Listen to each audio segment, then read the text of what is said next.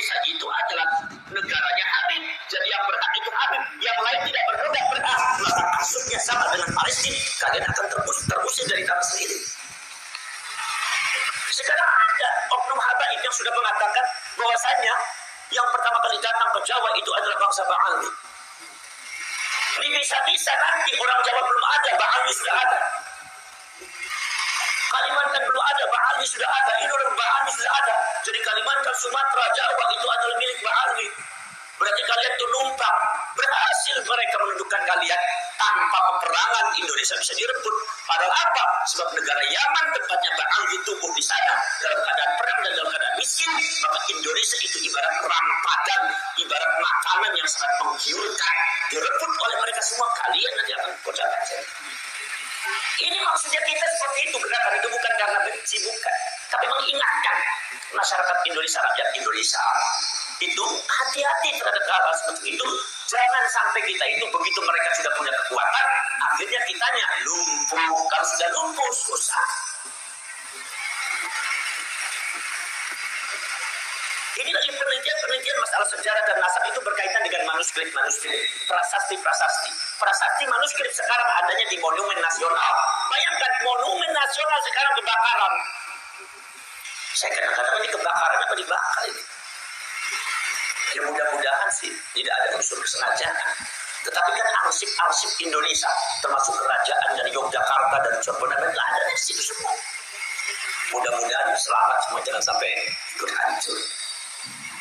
Saudara-saudara sekalian, jadi saudara-saudara sekalian itu masalah. Ada lagi klaim diantaranya adalah klaim makam, klaim pahlawan, klaim makam. Ya kita sekarang ngobrol aja lah, karena saya juga masih belum istirahat. Sekarang Sumur di Ningrat diklaim bahwa Sumur di Ningrat itu adalah Habib Hasan bin Toha bin Yahya. Padahal catatan Sumur di Ningrat itu adalah ada di Keraton Yogyakarta. Keraton Yogyakartanya bahwa saja mengatakan bahwa Sumur di Ningrat itu bukan Habib Hasan. Makomnya bukan di Semarang, tapi di mana? Di Yogyakarta, di Bantul. Ada tempatnya, dalam satu tempat itu Sumur di Ningrat. Anak cucunya masih ada, keluarganya masih ada. Kalau seumpama ini Sumur di Ningrat disebut Hasan bin Toha bin Yahya, ini anak cucunya mau diapain?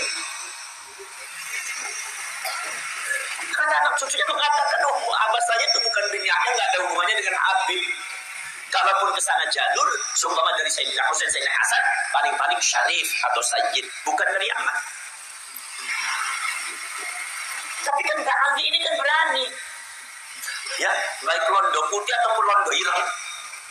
Londo ireng kok wong Cilacap sih bisa dikerjain sama Ba'alwi itu londo ireng. Londo ireng. Ini londo ireng di Masya Allah ikut membantu hal semacam itu. Hal semacam itu kadang-kadang didukung, dibela. Bela apa? Yang rugi negara kalian, yang dipecundangi negara kalian, yang dizalimi negara kalian itu malah ikut pada kezaliman dan kebatilan. Itu namanya londo ireng. Masya Allah. Ada lagi saudara-saudara Raden Saleh, salah satu keluarga daripada yang Yogyakarta, Keraton Jogja, keluarga Yogyakarta. Raden Saleh yang pelukis itu. Dikirim lagi Habib, keturunannya Imam Ubaidillah, Habib Ba'alwi lagi. Termasuk siapa yang di Melangi itu, Mbak Melangi itu katanya Ba'alwi lagi. Tiba-tiba ada nasabnya bin Yahya. Adalah bin Hasan, bin Awud, bin Muhammad, bin Awad, bin Awud. Ini kok Awudnya banyak sekali. Terjadinya Awud-Awudan. Ada sih ya, saudara-saudara sekalian. Ini banyak di Indonesia itu makam-makam yang kadang-kadang tidak tahu makamnya siapa. Tiba-tiba diklaim makamnya Habib. Habibnya kalau nggak bin Yahya Assegaf, banyaknya Assegaf dengan bin Yahya. Ini ada di mana-mana, saudara-saudara sekalian. Ada beberapa makam dibuat oleh Habib, katanya ini makamnya Habib ini, dibongkar oleh masyarakat. Begitu dibongkar itu subhanallah, di dalamnya nggak ada isinya. Kalau seumpama kalian melihat fenomena semacam itu saja sudah ditunjukkan oleh Allah Subhanahu wa Ta'ala akan adanya kebatilan begitu nyata di depan mata kita. Kita masih tetap ragu-ragu untuk bergerak, yang usah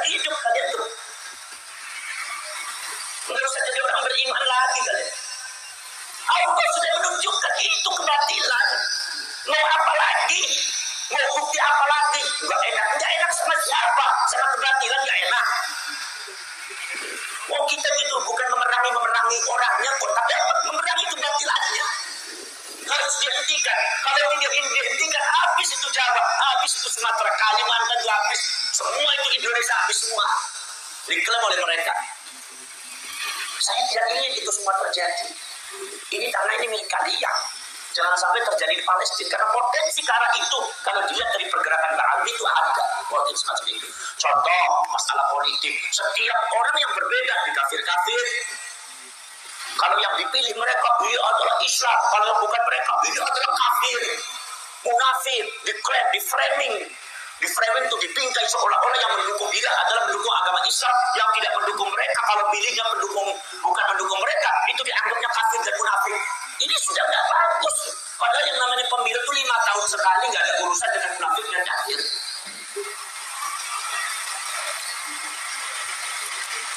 Mereka sudah bergerak di politik. Ini kalau seandainya mereka menguasai politik Indonesia, udah kita sudah mulai sedikit-sedikit diambil. Kita berjuang jihad fisabilillah seperti dulu nanti, berdarah-darah. Kita nggak ingin seperti itu. Sebelum ada apa-apa kita hentikan dulu. Jangan sampai mereka punya kekuatan yang kita nyetelektor. Kenapa? Karena orang Indonesia itu sangat baik, orang Jawa itu sangat baik, menghormati semua. Saudara-saudara sekalian, jadi itu semua jangan dibiarkan oleh kalian, jangan dibiarkan.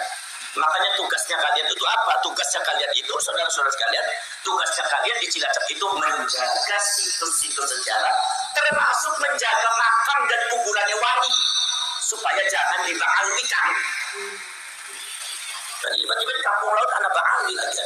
Ada ba'ali lagi ba'ala, akhirnya makin pinyahnya sekap, akhirnya itu sampai orang gundukan lemak dikawin makan, dia makan hati balik untuk kapal terbang nih dulu orang bisa lewat kapal terbang orang kapan lewat orang makan dulu. Lagi proses. Itu bukan sedikit. Sekarang ada lagi Raden Santri yang muridnya Syekh Zatul Kafi, Cirebon, itu juga dibahalikan lagi, dibinyakan lagi. Bagaimana saudara-saudara? Pangeran Sumo-Tiningrat itu adalah keluarga Yogyakarta. Keluarga Yogyakarta kemudian makamnya ada, anak cucunya ada. Dibuat di Semarang, awalnya banyak ribuan datang. Pemerintahnya telepon. Mana pemerintahnya datang? Bahkan ada yang mengatakan itu diambil dananya dari APBD untuk mendirikan makam itu tanpa meneliti bagaimana nasabnya, tanpa meneliti bagaimana sejarahnya, tanpa konfirmasi. Saya yakin itu tidak ada konfirmasi dengan Yogyakarta. Dibuat, udah makamnya udah mewah, bagus, orang sudah banyak ziarah seperti di situ. Padahal semua Tiningrat tadi dibantu asli. Tapi diklaim Habib Hasan bin Toha.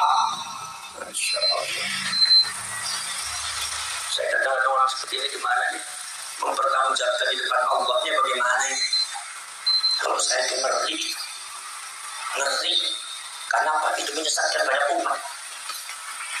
Mereka tuh nggak ada takut lagi sama Allah menurut saya. Kalau memang seperti itu dilakukan secara sengaja. Apalagi seumpama ada analisanya orang itu Gus, ada praktek untuk cari duit itu. Dunia itu dengan cara menjual itu, memalsukan kuburan dijual. Nanti kita dapat itu. Bisa buat bangunan, bisa dapat bantuan apa, kemudian itu orang ziarah nanti banyak sumbangan. Subhanallah. Kalau memang seperti itu jadinya, itu berarti betul-betul mengerjai dan membodohi rakyat Indonesia. Ini sudah fatal, saya. Jangan sampai didiamkan semacam ini. Saudara-saudara sekalian, jadi sampai semua itu harus tahu bahwasannya, ya, yang datang di Indonesia, orang dai yang datang di Indonesia, atau sebagai orang Arab yang datang di Indonesia ada dua. Ada satu Hijaz. Nomor satu Hijaz, nomor dua dari Hadramaut. Kalau dari Hijaz, abad ke-9 sudah datang. Mendirikan kerajaan Islam abad ke-13. Sudah mendirikan kerajaan Islam dari mulai Samudra Pasai sampai Maluku, sampai Ternate, Bone, sampai kerajaan Islam Mataram, sampai Demak, sampai Cirebon. Mendirikan kerajaan Islam. Itu dari Hijaz. Hijaz ini ada dari bangsa Al-Hasani, dari bangsa Al-Husaini. Keturunannya Sayyidina Hasan, keturunannya Sayyidina Husain.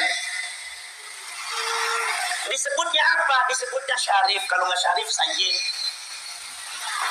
Kalau nggak syarif, sayyid. Kalau dari Sayyidina Hasan, sayyid. Kalau dari Sayyidina Husain, syarif. Turun dari Hijaz ke Irak, dari Irak ada yang ke Maghrib, ada yang ke Mesir, ada yang ke Uzbekistan, kemudian ada ke Persia. Kemudian barulah datang ke Indonesia, mengislamkan tanah Jawa. Ini bangsa syarif ini, ada di sekalian, ma'indahum tamayyuzat. Mereka tidak pernah memiliki satu ciri yang membedakan. Tidak punya marga. Kalau yang dari Hadramaut punya marga. Ada Segaf, ada Al-Atas, ada bin Yahya. Ada Al-Buhdur, ada Ba'bud, ada Al-Kaf. Itu marganya, Al-Hamshi. Kalau dari Hijaz, dari bangsa syarif dan sayyid, Sayyidina Husain dan Sayyidina Hasan, itu tidak memiliki marga yang membedakan. Nisbatnya pada apa? Kalau dinisbatkan pada daerah. Sayyid Rahmatullah Sunan Ampel Al-Jamil bin Sayyid Ibrahim As-Samarqandi Samarkand. Nasabnya nisbatnya sama kampungnya, nisbatnya sama kampung. Jadi nggak ada bangsa yang membedakan semacam marga modern. Kemudian para sahabat dulu. Kemudian bin Maulana Al-Maghribi Maroko. Ada di India seorang sayyid namanya Sayyid Abul Hasan Ali Al-Hasani An-Nadwi. Nadwi itu nisbat pada pondoknya dia namanya Nadwatul Ulama. Jadi tidak ada punya marga.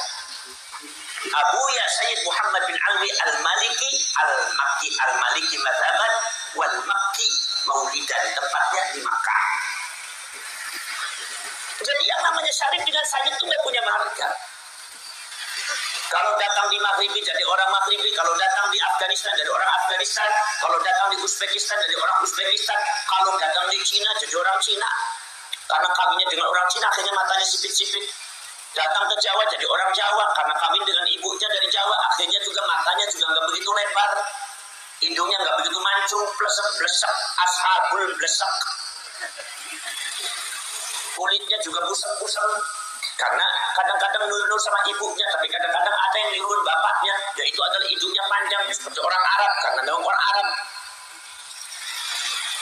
Bangsa syarif ini terbenam di dalam bumi, dia menyatu dengan semua masyarakat. Makanya beberapa ulama ketika ditanya, mana zuriatnya Rasul?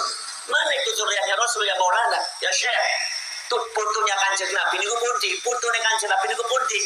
Maka para ulama menjawabkan sirrun min asrarillah. Cucunya Rasulullah itu adalah salah satu rahasia Allah. Kenapa? Karena cucunya Rasulullah itu terbenam dengan apa? Dengan orang setempat terbenam di dalam bumi. Tidak ada tamayuzat, tidak ada ciri yang membedakan. Jadi orang biasa sehingga orang nggak tahu bahwa itu adalah cucunya Rasulullah. Sebab kalau diungkapkan maka dikultuskan, maka Rasulullah, maka Allah Subhanahu wa taala membenamkan di dalam bumi, tidak diungkapkan. Sebab kalau diungkapkan maka akan dikultuskan. Jadi jangan harap yang namanya bangsa syarif dan sayyid itu punya marga. Saya marganya apa? Nggak ada marga. Saya marganya Al-Asyir Boni aja. Al-Buntati, Al-Bandawi, enak orang penak terus marganya kayak jadi orang anak mau terus Ampos, kayak Segaf, kayak bin Yahya, Al-Buhdur orang naga orang. Sebab syarif sayyid orang dua marga. Para setulus dia kawan. Ini para sedulur adalah bangsa syarif, bangsa sayyid. Datang ke Indonesia para sedulur untuk dakwah Islamnya. Salah satunya adalah dengan cara apa? Salah satunya adalah dengan cara satu adalah mempelajari budaya-budaya dan adat-adat tanah Jawa dan Indonesia ini, dimasuki nilai-nilai Islam, asimilasi terhadap budaya-budaya Indonesia setempat atau budaya lokal dengan nilai-nilai Islam. Dakwah dengan cara yang sangat unik, toleransi luar biasa, perbedaan yang disebut Bhinneka Tunggal Ika itu sejak zaman dulu sudah ada. Jadi tidak boleh diubah-ubah. Indonesia sudah beres, masalah Bhinneka Tunggal Ika sudah beres, masalah yang berkaitan dengan kehidupan sosial keberagamaan, berbeda agama, berbeda suku, bahasa, berbeda pendapat, sejak zaman dulu sudah ada, dan Indonesia tidak pernah problem, semuanya beres. Jadi jangan diutik-utik kalau sampai. Kalau panjangan utik-utik merusak tatanannya sudah ada. Indonesia zaman dulu ada konflik, ada antar kerajaan, ada konflik, fitnah, hoax ada, tapi semuanya diberes semua. Kenapa? Itu adalah kepandaian orang tua kita pada waktu zaman dahulu dalam rangka menangani dan menyelesaikan segala problema kemasyarakatan, baik sosial, politik ataupun ekonomi beres itu. Maka timbullah di dalam filsafat Indonesia apa yang disebut dengan Bhinneka Tunggal Ika. Itu zaman dulu itu dan beres itu. Sing beda agama uripe aku di sono kali jaman gemir. Sing beda politik uripe aku di sono kali jaman gemir. Akhirnya akurat beres itu yo. Sejen beres seorang masalah. Maka di situ begitu Islam datang harus seperti itu. Harus beres, jangan menciptakan masalah, jangan memprovokasi untuk saling tuding menuding, memprovokasi orang untuk melawan seseorang yang tidak bersalah, memprovokasi orang untuk menyerang pemerintah yang sah, menyerang orang-orang yang berbeda dengan dia, memecah belah umat Islam dengan satu tujuan dan dasar apapun. Ini proses adalah sesuatu yang baru yang merusak tahanan yang sudah dibangun oleh para ulama-ulama dan para orang tua tidak leluhur kita zaman dahulu. Beres sejak saat lalu sampai kita di ngomong Islam ini proses beres. Urusan dari adat budaya Jawa beres, urusan dari adat budaya Sunda beres, urusan diacak-acak gak usah diutak-utik. Dari panjangan tinggal ngerusak namun. Poros cerek poros setul saya mawon. Jadi poros dulu. Ini nomor selanjutnya dakwah yang dikemukakan oleh orang-orang yang Hijaz itu adalah apa yang disebut dengan ijra'u nutfatin nubuwah, yaitu adalah mengalirkan darah kenabian. Mengalirkan darah kenabian. Mereka itu para syarif, mereka itu para sayyid, mereka itu cucunya Rasulullah. Kawin dengan orang Jawa, kawin dengan orang Sunda, kawin dengan orang Sumatera, Kalimantan, kawin dengan orang Aceh, kawin dengan orang lokal. Akhirnya darahnya Rasulullah meresap pada anak dan putra-putra. Sehingga putra-putranya banyak yang jadi jadi ulama, orang alim, menurunkan beberapa keturunan, akhirnya jadi kiai, jadi ulama, keluarganya kiai, mendirikan pesantren dan segalanya. Akhirnya kiainya tersebar kemana-mana. Anaknya ini tersebar. Ada yang ke Jawa Timur, Jawa Barat, Jawa Tengah, Nusa Tenggara Timur, Nusa Tenggara Barat, Maluku, Sumatera, Ambon, Ternate, Bone, Aceh, Padang. Semuanya tersebar.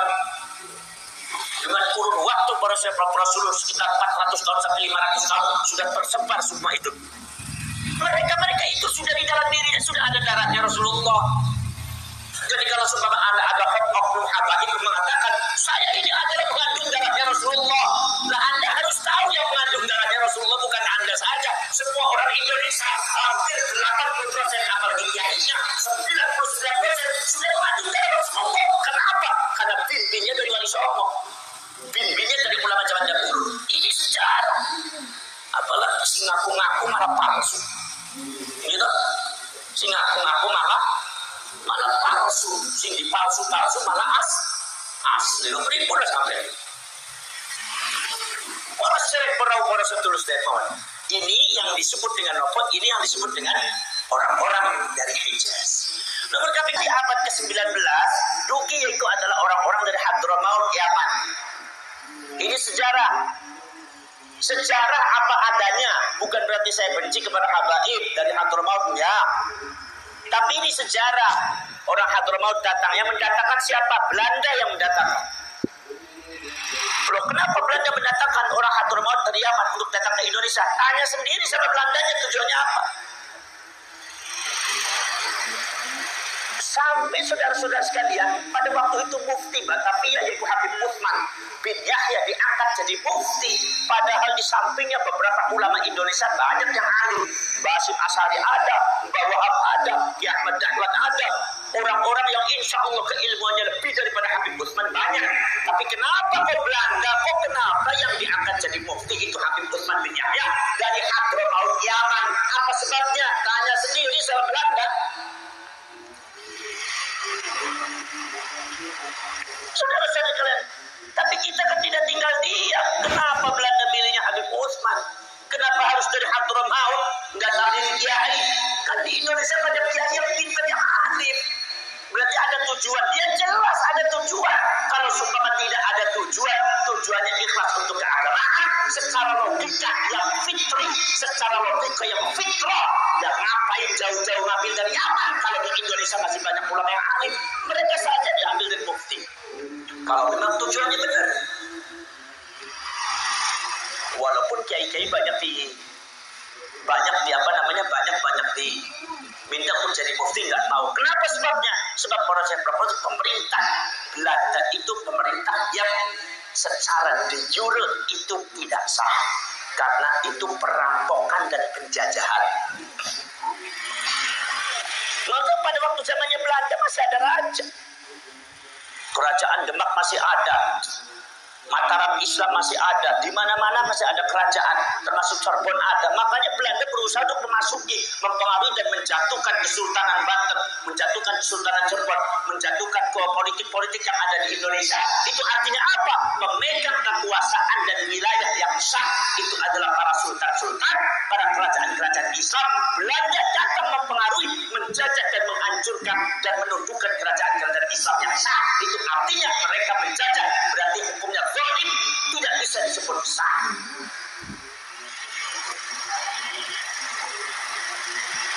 Jadi kalau sudah ada yang mengatakan bahwasanya penjajah itu adalah Belanda, itu adalah pemerintah yang sah, sehingga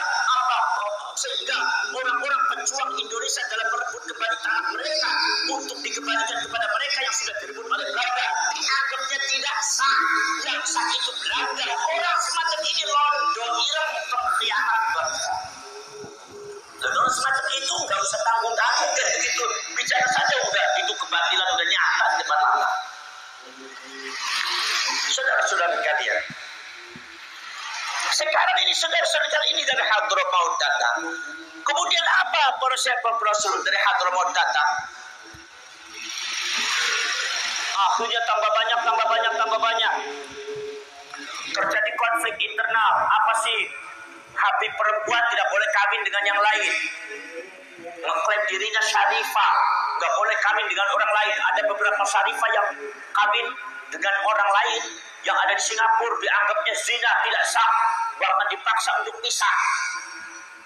Geger, akhirnya konfliknya sesama orang Yaman, di mana orang Yaman ada bangsa masyayikh yang bukan Ba'alwi, kawin dengan bangsa Ba'alwi, dianggapnya tidak sah, itu perzinaan. Akhirnya klaim antara orang Yaman masyayikh dengan orang Yaman Ba'alwi, gak karuan, diakur-akur, akhirnya sampai mendatangkan Habib Abdurrahman As-Segaf datang untuk mengklirkan, tidak clear.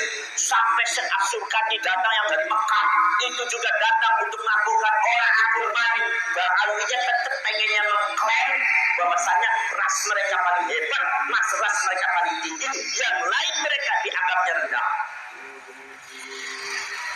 Akhirnya jadi As-Surkani ngendi kowe saiki bangsa masanya gawe dewek.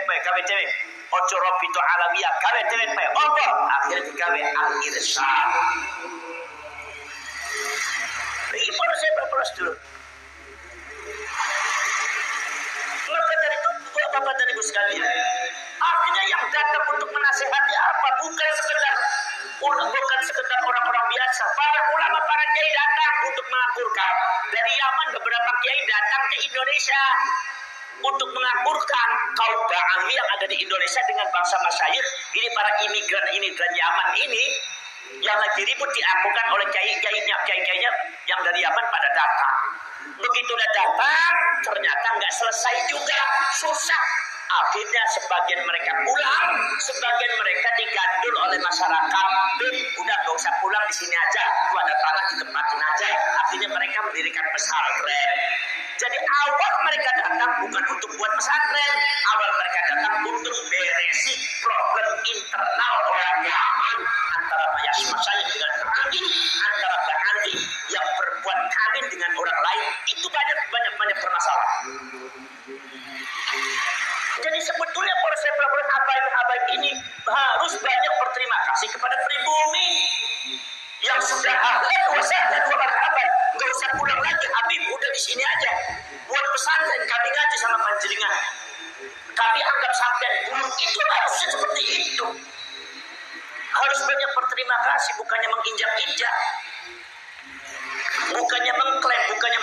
melupakan sejarah.